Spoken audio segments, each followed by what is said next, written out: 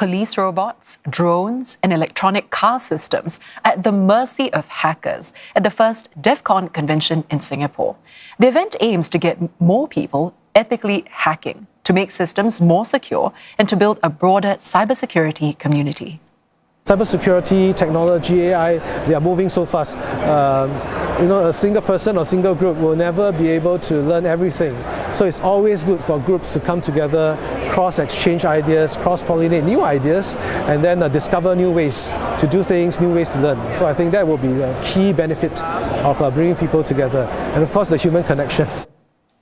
Defcon is a decades-old hacking convention that started in the US. The inaugural Singapore edition has brought in exhibitors, including government agencies like HTX and the Centre for Strategic Infocomm Technologies, as well as industry-led groups for specific sectors like car and maritime cybersecurity, to get more people familiar with the risks unique to each field.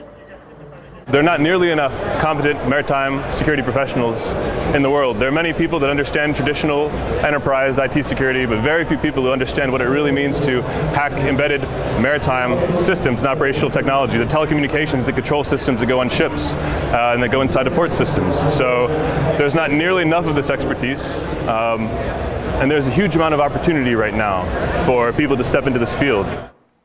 And for more on ethical hacking, we speak to Defcon's founder, Jeff Moss. Now, Jeff, welcome to the show. Thank you for having me. Well, Defcon has been in Las Vegas for decades. So what made you think that Singapore would be a good place to start in the region? Well, we started in Beijing. We did China in 2018 and 2019, and then COVID wiped us out. And so then the question has always been, could we replicate the key characteristics of Defcon, creativity, discovery, in Singapore? And it's interesting because in Singapore, the most critical component turns out to be space. Finding the space to put 3,000 or 4,000 hackers. There's only a handful of places you could have such a meeting. And through our partnership with HTX and CSIT, we got the space at SANS. And so our inaugural event, 3,000 people, and they're really passionate. So who are the participants that have come down for the Singapore edition? Yeah, we're really curious. And so we looked at our numbers and we found about 25% regional, all the shining countries, New Zealand, Australia, Vietnam, Thailand, Philippines, China, Russia. But the local mix was really interesting. We were expecting maybe lots of students, but we also got a lot of career professionals. And we're also worried that they'd be very career focused. How does this help my career? How does it help my job? Very InfoSec. And it turns out, instead, they just had a great time getting their hands on the technology, tearing things apart, and getting to play with things that they wouldn't normally have time for or get to play with.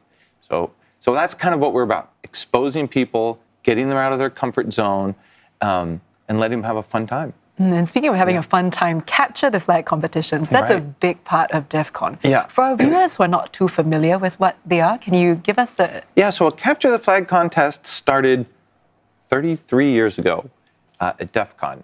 And basically people got on a network and they started fighting with each other. And it got to such a point, we said, look, you've got to go do that over here. Here's a network, attack each other. And it turned into a game. Who could do it? And back then, the Swedes, the teams from Sweden were really good. And so over time, we gave them contests and challenges, and then it became competitive. And after being competitive, it became a differentiator, and teams formed, and they had strategies, and universities would teach this, and then companies would hire whole teams to try to get ahead. And it took on a life of its own. And it started as a game, and it's international now. There's thousands of CTFs.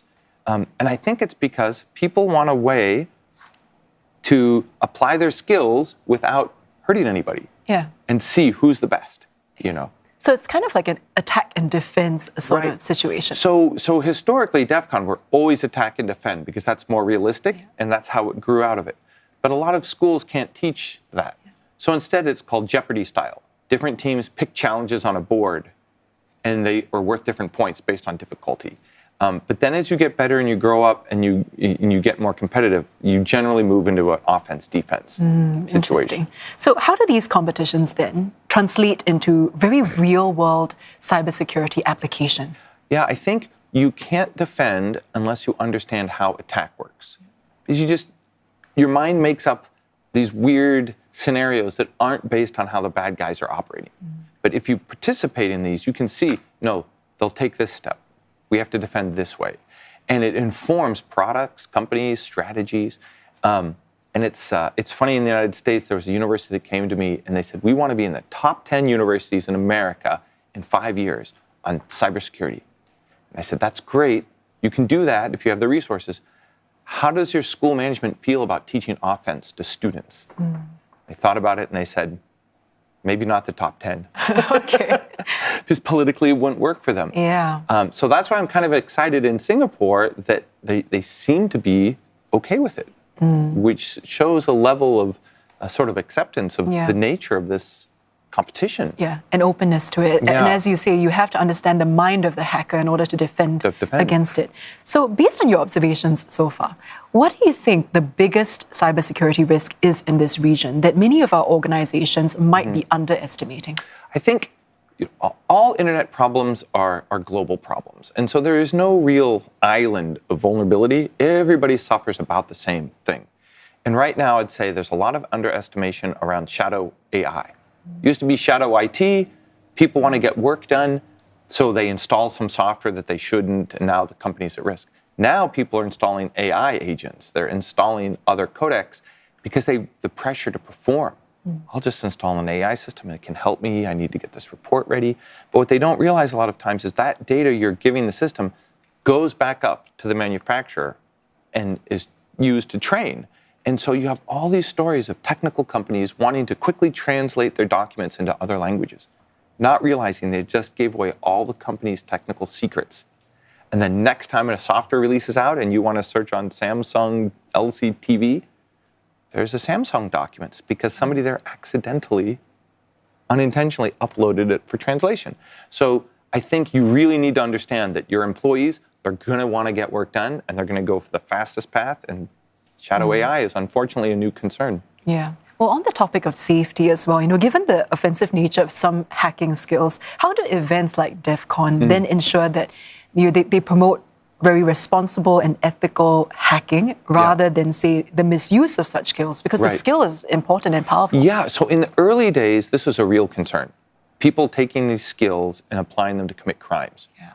Then it turns out the criminals can figure it out themselves. They don't need us, right? They got their own YouTube, they can send their own people to school. And so then it turns out like what we're providing isn't necessarily what criminals need. We'll go down a rabbit hole on some side technology. The criminal needs to launder money. Like, we don't know how to launder money. That's not what we're in this for, right? So they end up diverging. And what we teach is vulnerability coordination. You find a vulnerability, you have to give the manufacturer time to respond. You need to sometimes notify the government. But you don't want to be taken advantage of. Some companies will say, we're never patching it, but if you ever tell the world about it, we'll sue you. So that doesn't help anybody, right? Sometimes companies bury their head. And so through this coordinated process working with government, sometimes, well, you can just tell the government and they can contact the company. You're out of it. And so you're always looking for a path of how do you do the good thing without having to spend all of your time. And I think that works really well in Singapore because the interaction between the government and the defensive cyber and CSA is pretty tight with the universities and the citizens. Unlike in some other countries where there's a lot of fear of the government, so people stay at arm's length, I find in Singapore the cooperation is really high, and the cycle is faster, and Singapore is more nimble. So I have more hope that Singapore can react quicker than some of the surrounding countries. Yeah, and Defcon's a great place to start. It's a safe space for people to start practicing in that way. I tell you, we have a lock-picking village, and when somebody opens their first lock and their eyes pop open, they see the world in a different light. Thank you so much for sharing about your experiences at Defcon with us. I've been chatting with Jeff Moss, who is the founder of Defcon, on ethical hacking.